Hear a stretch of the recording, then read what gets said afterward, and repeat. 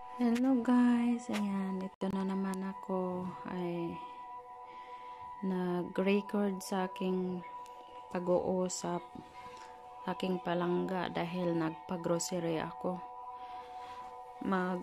Ano na naman ako, tawag nito, patinda-tinda naman ako doon sa bundok. Ayan, yung 10,000 ay kulang pa. Grabe. Ngayon ko lang nalaman na sobrang mahal na ngayon ang bilihin. 1,000 mong pera, isang karton lang. Tignan mo, ang liit ng karton. Grabe.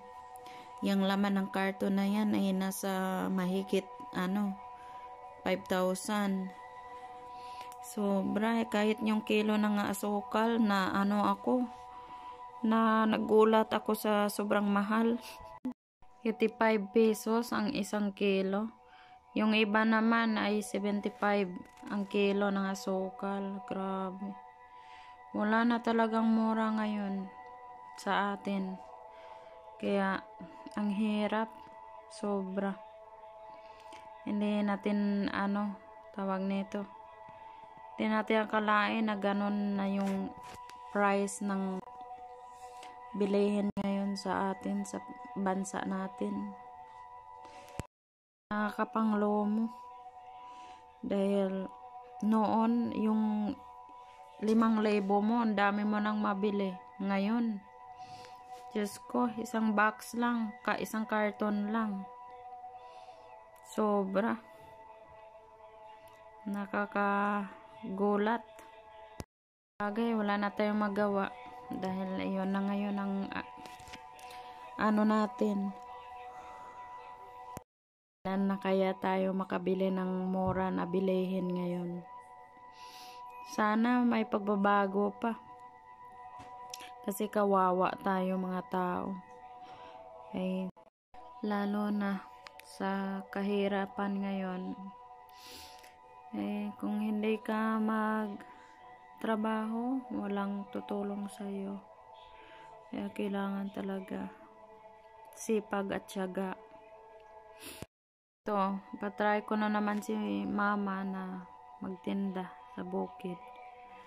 Tignan natin kung may pagbabago ba. Kasi noon, nagpalagay ko ng tindahan sa bundok. Ay wala. Puro doy. Walang naipon. Ay siguro diyan na kumukuha ng pagkain.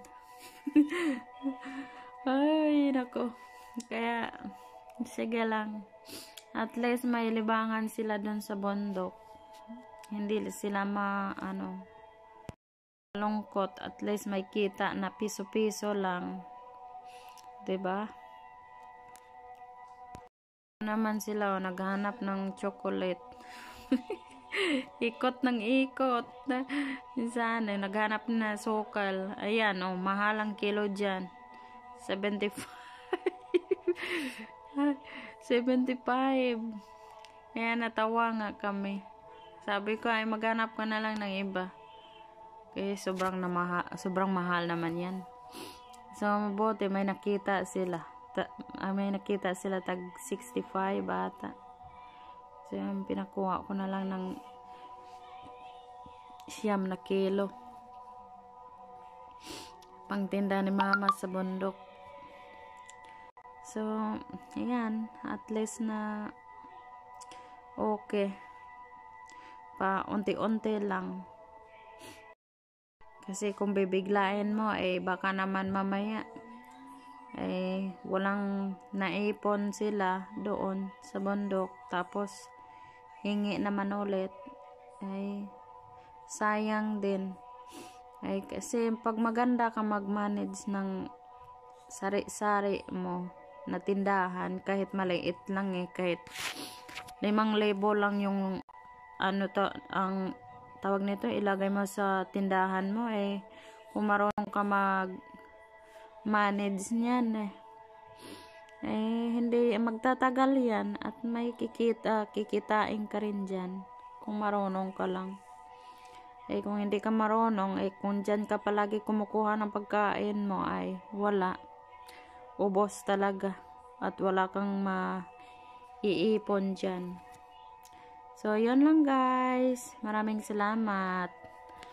So, thank you sa inyong lahat. Bye! Thank you for watching. God bless.